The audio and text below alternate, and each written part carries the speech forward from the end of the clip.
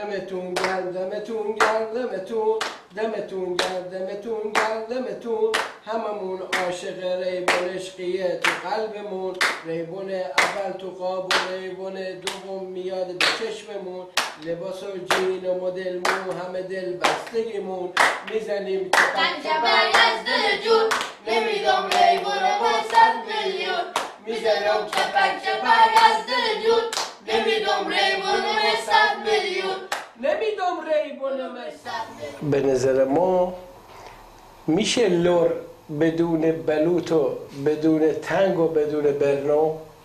آبادان هم بدون ریبون آبادانی نمیشه. آبادانی هویتش یکیش اینه، یکی هم مردانگیشه و گرم بودنش.